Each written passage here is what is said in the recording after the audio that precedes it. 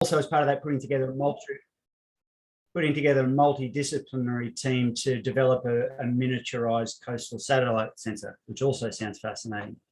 She's the co-director of Marine Studies Institute, and her research and the talk today focuses on two areas. And it's a bit like the talk on beach safety a couple of weeks ago, that it comes at it from the social and the physical perspective.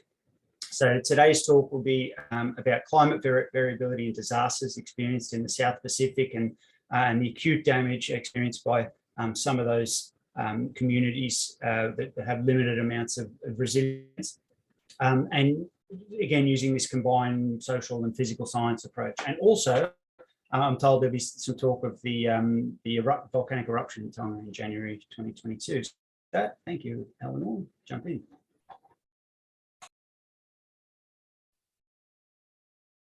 Jack, and thanks, Anna, for inviting me along to present on this work. It was interesting earlier this year. I was explaining to Anna how this project had, we're always looking at ways that our research can lead to research impact. And it's always kind of that elusive thing where you just don't quite know when you start a project where it could potentially end up, whether there's commercial value, whether there's policy impact or to inform policy. And this project that we've been working on for the last 3.5 years, I guess, unfortunately, ended up having impact following the eruption in Tonga earlier this year. So I mentioned it to Anna, and she thought it would be interesting to discuss this in this forum. But before I start, Jack, can I just confirm, are we looking at the presenter slides? Because it's currently not in slideshow view. We've got the notes and things. If you go, try going the slideshow. Is that slideshow or not? I apologize for this. I've got. No, it is not. It is not in a slideshow mode. Yeah, slideshow. Yeah, and then go to display settings and duplicate work last time. So. Yeah, for some reason it's up. Now you're getting all the slides. I don't know why it's mucking up like this. Go to the top of the screen to display settings. Yeah, I can't. And then drop, that one, and drop down duplicate slideshow work. Normally that works, but for some reason it's grayed out. I apologize. It always happens when I. Okay, how's that? Looking good. Fingers crossed. It looks like a black screen. Black screen. Can we go forward? There, perfect. Presenter view. This is ready to go. Fantastic. This is the right view. Okay, I apologize for that. So what I want to look at today, and it sort of deviates from a lot of the work that we're really focused on at the moment, which is we're involved in designing specific Earth observation sensors for being able to detect and monitor in coastal areas.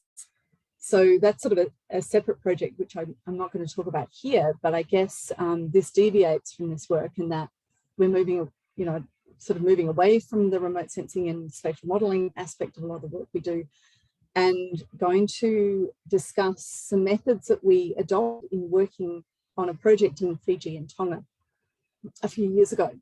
So I'm wanting to really talk about these, or provide a few insights on these participatory field methods, why we did them, and how they really helped us gain a deeper understanding of local livelihood impacts of extreme weather events like floods and coastal floods and cyclones. But I'd also like to acknowledge the traditional owners of Australia and recognise their continuing connection to land, water and culture. The universities on the land of the Gadigal people of Eora Nation, and I pay respects to their elders, past, present and emerging. I'm currently on Ngunnawal land, and I'd also like to acknowledge the traditional owners of the country on which you're on, and pay respects to their elders, past, present and future. And also really importantly, acknowledge the time and the wisdom and the insights and the knowledge that were given and shared to us by the Itoke communities that we worked in or with in Fiji as well. We worked for extensive periods on what's called Goli Goli land, which is custodial land in Fiji that can extend from the nearshore area to hundreds of kilometres offshore. So we're really privileged to have that opportunity. So to just give you a bit of background into the project. So this project was funded by the Australian Centre for International Agricultural Research. And what they were really interested in looking at was how low-lying coastal landscapes are inextricably linked to local livelihoods. We were using remote sensing-based analysis to look at things like coastal or the impacts of coastal and coastal response to flood and cyclone events, and I'll expand on that in a minute. But what I also want to discuss today is how we, it's all very well to try and look at monitoring landscapes from a remote platform, and we can try and infer what's going on in terms of socio-ecological systems and processes and interactions from these really valuable data sets. But if we want to truly understand the system dynamics in these areas and the impacts of sediment dynamics and floods and changes to the condition and health of these landscapes, and particularly the intertidal mangrove areas, we realized that we weren't going to get very far, particularly if it was going to have relevance in these areas, without really focusing on identifying methods that allowed us to foster co-creation and sharing of knowledge. So the other thing is, there was a research component to this work, but because it was funded through ACR, we also needed to ensure that the project outputs aligned with the priorities of the in-country partners. So we were working with two organisations, one in Tonga and one in Fiji, so the Ministries of Agriculture, Forestry and Fisheries in both of those countries. And they identified the importance of being able to develop open source and collaborative open data sharing models so that they had a platform to be able to monitor these landscape changes and be able to incorporate livelihood aspects into these monitoring programs. The biggest challenge we faced, and this is what we really wanted to avoid, was this idea of the IT graveyard. So many IT for development applications on mobile phones or tablets or whatever, and often they are open source. And that's a really important component to ensuring that these are collaborative data sharing platforms. But so often they end up in what might be referred to as an IT graveyard. So at the end of the project, staff are no longer working on focusing on maintaining those tools. And then at the end of the day, it doesn't continue and doesn't have impact beyond the project. So we were really trying to design something that would sustain the existence or go beyond the lifetime of our project. And I guess this year, this is where it was really demonstrated. That's what I want to talk about here. So what was it about this tool, and what was it about some of the methods, early methods in this research that we adopted that possibly, because we're kind of reflecting now on how did this tool end up getting used? Why did it actually have impact during a disaster and just following a disaster? And this sort of prompted us to sort of think about what works and what doesn't work. And that's really what I want to talk about today. And just give you a quick insight into the case study application on the January 2022. So the eruption that happened on the 15th of January, the Hunga Tonga Hunga Haapal volcanic eruption. So this project was really focused on the impacts of climate stresses, so long-term climate stresses, so things like sea level, changes to ocean coastal acidification, and more short-term climate shocks, so severe events like tropical cyclones, but also in the landscapes we were working, these areas are regularly flooded. So it's the coastal fishers and smallhold farmers that are most acutely feel the impacts of these events, and the sorts of underlying impacts or consequences are things like inundation, saltwater incursion or regular inundation, residency time of those floods, sea level rise and erosion. But to be able to understand those biophysical interactions operating in these environments, you need to have field methods that foster deeper knowledge exchange, particularly when you're working with these communities. And we wanted to be able to incorporate their priorities in any application or platform tools or mapping tools that we were developing as part of the project. So it was important that the community actually informed the approach to establishing the way we mapped and monitored these landscapes. So I guess sort of there was two components. There was a research component that was looking at these biophysical impacts, and we can certainly model them, we can map them using remote sensing, but how do they actually relate to the lived experience on the ground? So we were looking at how participatory methods, geospatial technologies, and climate smart agricultural landscape approaches can really be collectively harnessed to develop, a functional and usable platform to inform these sorts of dynamics. Before I start, I also want to highlight that this is actually quite an extensive team of researchers based at the UWA, at the University of Sydney, University of Auckland, University of South Pacific, and our in-country partners in Tonga and Fiji. So there were two main study sites that we're working in. One is the Bar catchment, which is on the island of Viti. It's a northern section. It's certainly not the touristy area of Fiji, but the delta areas of this catchment sort of supports one of the most intact vegetational forest communities on the island, and that's the mangroves that exist in that area. And we were working with communities in the delta, in the mangrove area, so Navankarua, the village of Navankarua and Mututu. And we were also working with communities that were further upstream. So they were looking at issues of clearing and mobilization of sediments and the impacts of that in catchment areas. But these environments are really frequently, floods are normal. When we talk about resilience in these landscapes, these communities are actually incredibly resilient to dealing with floods. And there's, really rich local knowledge that can be used to try to cope and manage with these extreme events.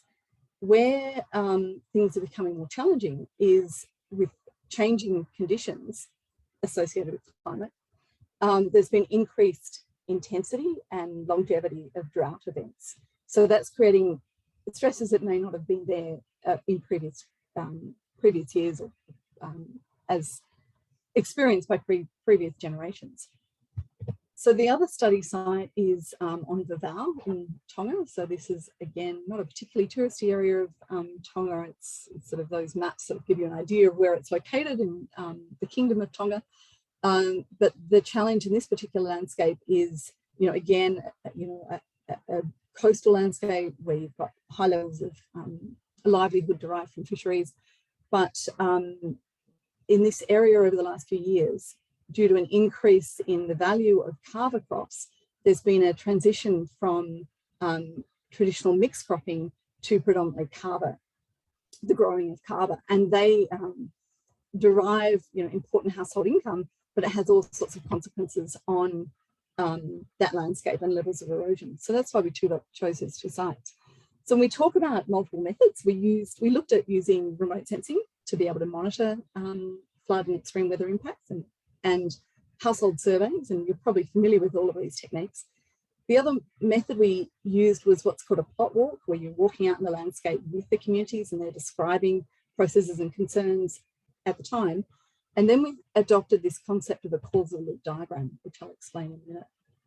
So I won't sort of expand on the remote sensing methods other than to say that we were using various different satellite platforms. So Sentinel-2 imagery, planet and airborne photography and LiDAR data, to then be able to look at the impacts of cyclones and floods and what we found there. So you can see in that top left image, there's a really extensive area of mangroves. It's the bar mangroves, and there are 3 communities that live within that area and harvest the fisheries in those areas, and also that's sort of the edge of the sugarcane production as well in that catchment. So you can see here, there was a cyclone, that fairly extreme cyclone that hit the area in early 2016. And those first images that look at change just before the cyclone, and then comparative images before and after. If you look at the lower left image, you can see in red is where there's been high levels of vegetation loss around the edges of those mangroves areas, and you can see that even the tidal creeks were quite impacted by vegetation loss. And this analysis was really designed to look at the resilience of these systems to extreme events. And you can see by July, so within 6 months, a lot of those mangroves in terms of their vegetation had recovered, but there was sort of ongoing impacts that you could see, and you can see the patches of those impacts. And when you talk to the communities there, how did those, we can quantify this really neatly by using change detection, but what did it actually mean for the communities living in these areas? And the sorts of stories that came out of this is that, yes, they lost fishing ground. They lost access also to things like firewood. So a large portion of the communities living in these areas are dependent on wood for fueling their stoves. So not only are we interested in being able to quantify the total area impact, we're actually, and the consequences of that for ecosystem service, the flow of coastal ecosystem services, but there's also other stories that come out once you start talking to people on the ground. So these are examples of what we call plot walks, and you can see some of these were actually conducted during quite extreme flood events too. So these are actually walking across people's community plots, or their household plots where they grow cassava and yams. And you can see directly the impact of those inundation periods in these areas. And you can see there the delta itself. And walking through some of these farmed areas, people would describe how, intertidal crab species were now being found in areas that were previously very much supratidal, and what that meant in terms of houses having to be set back from these mangrove areas. So you can see that red arrow there. In that photograph, you can see the mangroves. We were talking to an elderly gentleman who was in his 60s or 70s, and he was saying that when he was young, those mangroves were sort of 30 metres seaward of their current location. So we also ran or collected over 60 household surveys, and household surveys are fairly conventional ways of being able to collect data on livelihoods and various different quantitative information. We were interested particularly in looking at the impacts, climate impacts to people living in these areas following a cyclone in 2018 and a series of really extreme floods that all happened. So there were 2 extreme floods that happened in April 2018. So if you look at that diagram there on the right, that's what's called a livelihood network graph, and it depicts, or it attempts to depict the percentage of income lost as a consequence of these flood events, depending on the source of income. So green areas there, the green node that you can see that dot there indicates loss from commercial crops or subsistence crops. The blue area, the bright blue on the left, is income that's derived from gleaning activities. So in these areas, a large income is derived by many of the women in the communities by catching mud crabs, and they can sell them on the market for up to $50 US. So it's quite a significant income. But after a major flood event, there's a loss in harvest, and also there's greater pressure. So you can see those graphs. The one in the middle represents income loss associated with women in a household, and the bottom one is men in the household. So women are probably potentially disproportionately impacted by changes to those nearshore areas as a consequence of flooding and cyclones, because they depend more on those gleaning activities. And the men are generally have greater access to offshore fishing because they've got access to boats that some of the women don't. So I should put up there. So really that's what, to explain what those diagrams mean, the nodes there indicate the loss of income associated with harvest and catch compared to normal return pre-flooding. So these sorts of data sets allowed us to sort of untangle the coastal ecosystem service flows. And really what I just want to mention here is, as I said before, there's a large portion of local households that derive livelihood from mangroves. And the images that I showed you earlier of the satellite images showing the impact of different species of mangrove the taller mangroves, the gregaria, are actually sourced for construction, so for their reconstructing houses post a cyclone event, but also for wood for fuel. So that's where it's fairly significant. And also it made it really difficult for many women that were responsible for collecting the wood to actually access these mangrove areas because a large species had fallen over after the cyclone. Okay, so the next step, so we could sort of look at all these things and we could extract this information. We can see that there is some sort of relationship here. But what we were really interested in doing is trying to conceptualize perceptions of coastal ecosystem dynamics. So we needed methods that allowed us to be able to synthesize knowledge that was inclusive. So we were actually, you know, often when we're trying to look at these dynamics, we're looking at isolated components. We might be looking at flooding and crop harvest, or flooding and mud crab harvest. But often these are sort of intrinsically connected, and we want to be able to see the whole system and understand different interpretations and perceptions of these systems. So we adopted what's called a systems thinking tool approach, which is a causal loop diagram method, which can be a useful way to be able to make, you know, explicit complex cause and effect relationships evident in discussions. It's very much an iterative process. It took many weeks to go through this, actually quite a few months. So we spent time visiting communities at different times and sitting down with groups and also individuals. But we were interested to know whether these sorts of system diagrams help to provide communication settings that really foster the sharing of that knowledge. So rather than sort of plot walks and household surveys, where you're sitting down asking people questions and they're transmitting answers one way, these causal loop approaches are really designed when you've got an issue that involves multiple stakeholders within a catchment or a coastal system, and fairly complex interrelated relationships and non-linear dynamics. And that's what we really wanted to try and elicit people's views on and understandings and local understandings of these processes, because we can come in with scientific perspectives of how these relationships form, that will occur. But without sort of starting off with those discussions, we actually started off with the community stories and learnings. So it's kind of a useful tool for providing a mechanism to understand and convey the consequences of a change event. So I realize I'm not sure how much time I've got left, but I'll quickly walk through an example of a causal loop diagram. So they're developed, originally causal loop diagrams were developed in the 1960s, but we were interested, and often they're used to look at potential scenarios for different planning and interventions. So if an intervention like a seawall, construction of seawall was to occur, what are the likely impacts and consequences? They're very conceptual in nature, and so that's why we thought they would work well in these settings. And they're based on identifying a set of key system variables.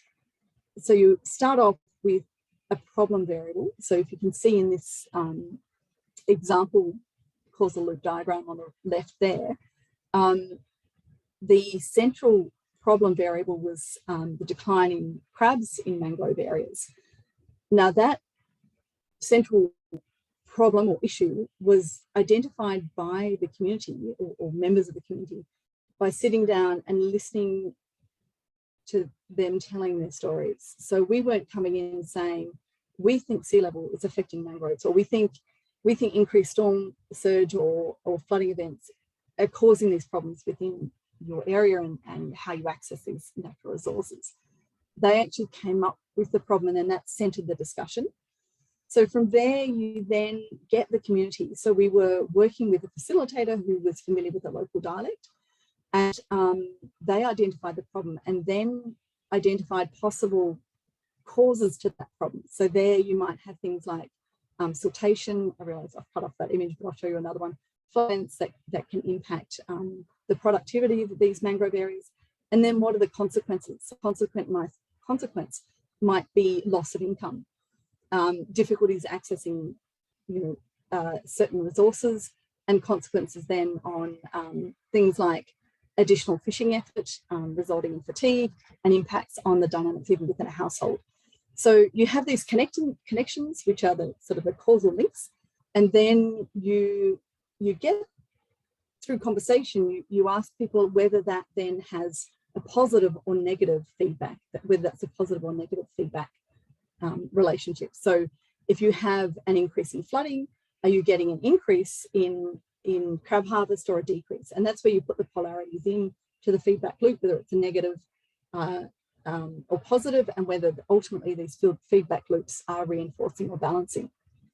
And then at the end of that discussion, you ask the community just to link through. So the yellow sticky notes there are the potential causes to the problem, and the pink sticky notes are the implications or the consequences for the people involved in those discussions.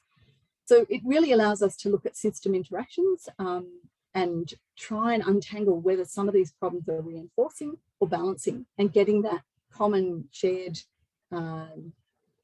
interpretation of it, but also allowing for different perspectives that may have, may abstract those understandings differently. So it was very much, it was a process of working really closely with the community. And then at the end of that, so here's a few other examples where floods may not just impact on catch stock. And interestingly, that particular central problem came up in several causal loop diagrams. It was obviously a concern that was core to many people living in these areas. But issues of debris, and as I said before, impacts of flood residents on things like diseases and access to fresh water, and consequences of, so you can see there in the bottom right, changes in what type of species can be accessed for harvesting and the time it takes them. So women are having to spend several hours out in the field. That has consequences also for caring for family at home and fatigue and health. This diagram I put in really quickly to also highlight that one of the findings is that you can't assume anything when you go into these conversations. So you would assume potentially you could, major flood events, there's siltation of alluvial material down into these lower areas of the catchment. And prior to these conversations, it was assumed that that actually brought really fertile soils and really helped agricultural productivity. But what sort of came out of these conversations is it was bringing really clay-based soils and making it really difficult for farmers in these areas to be able to plough and harvest the varieties of agricultural species that they would, or agricultural plants that they would normally be reliant on. So these diagrammatic causal loop diagrams were then entered using digitally using events in software, so we could actually look at how these could be modelled numerically as well. So I guess really quickly, the main insights and learnings, probably importantly, the model was very much centred on the problem identified by the community members.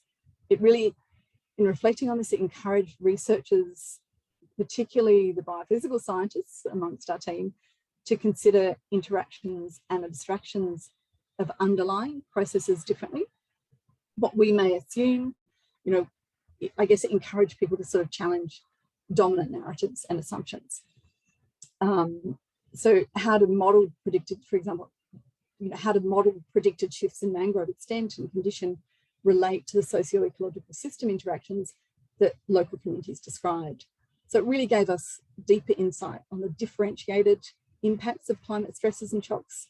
And what we mean here is that you may be working within a community, but the impacts of that cyclone or that flood may be felt quite differently for women than it may be for men.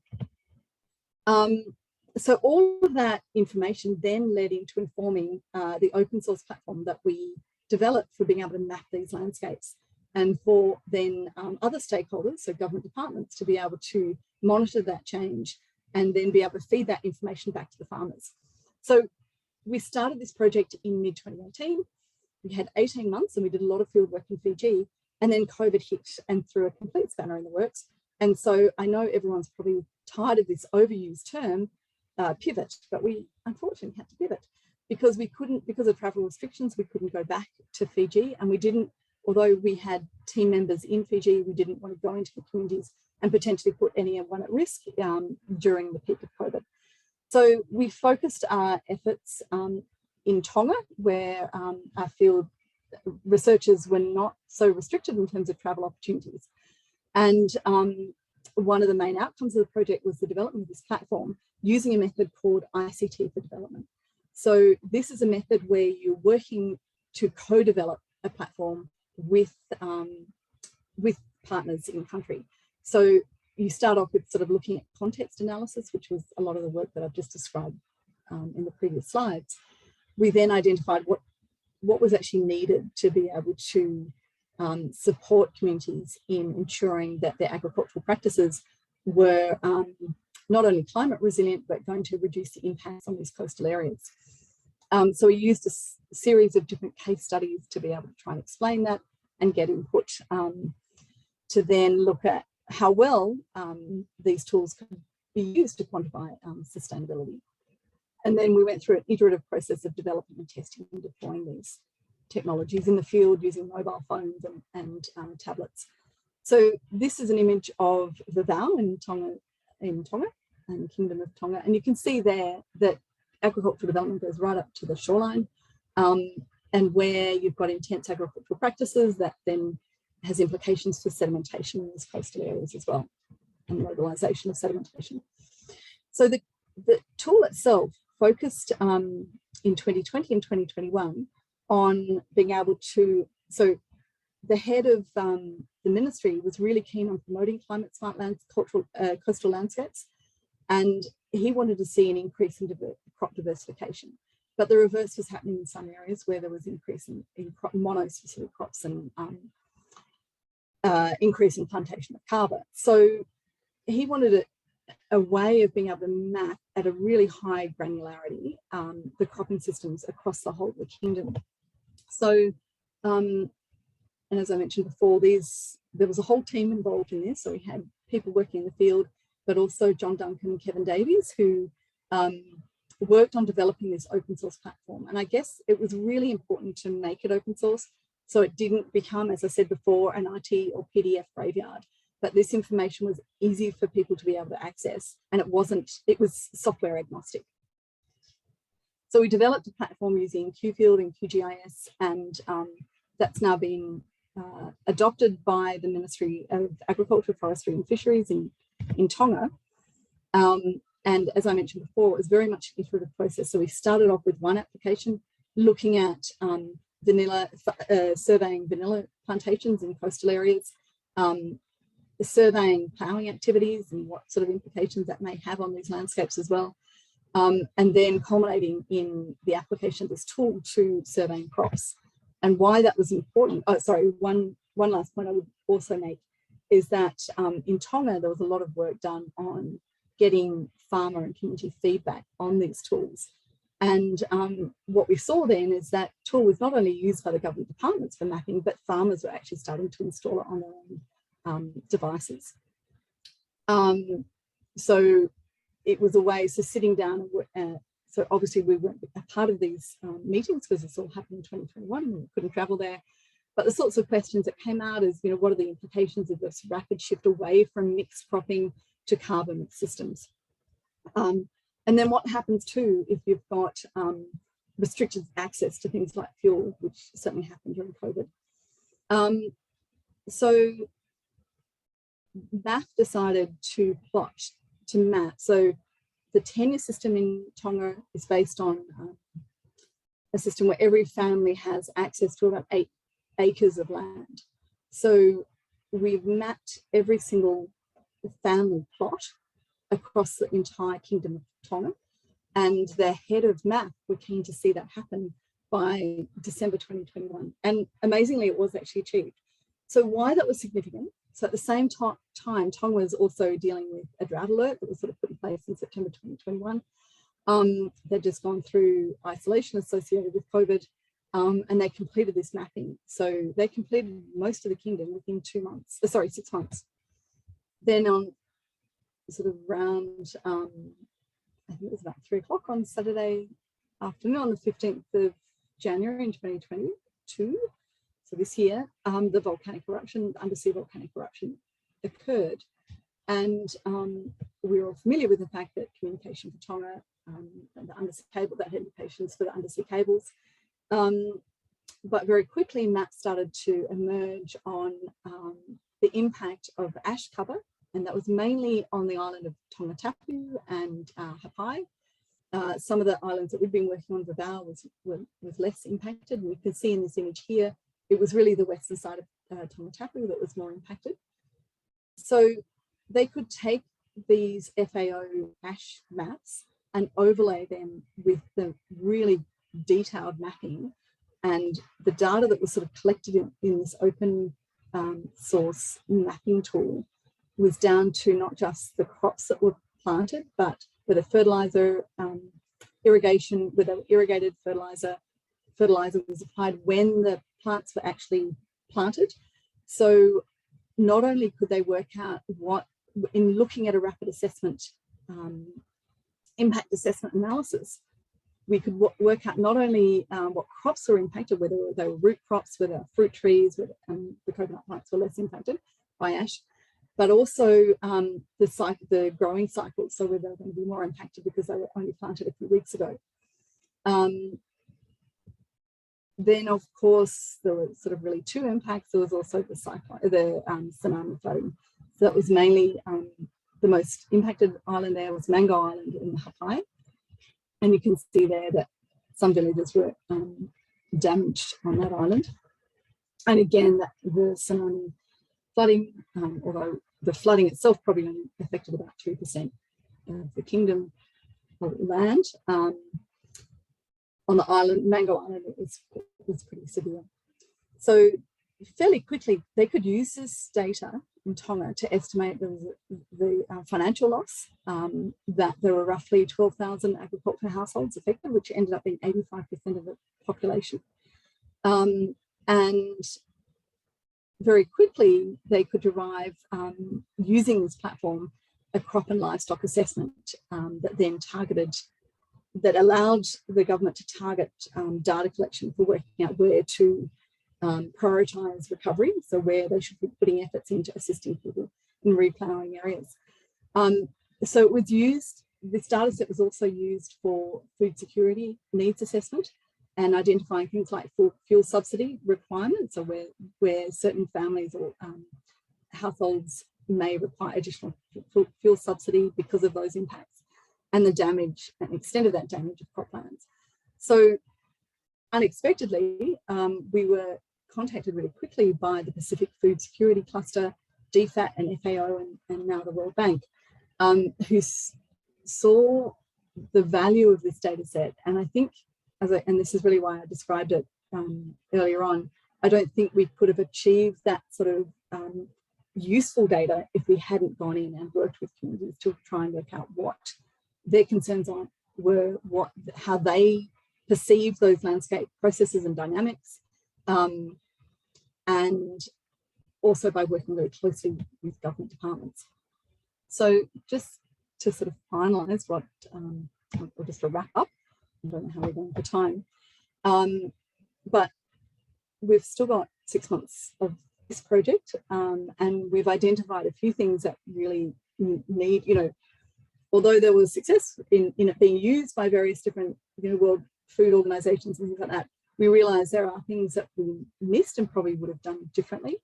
A really important component, we've just got extra funding to look at how you would integrate gender in future design and implementation of this landscape mapping tool. As I said before, it's often the women who are reliant on these intertidal areas that are potentially more impacted.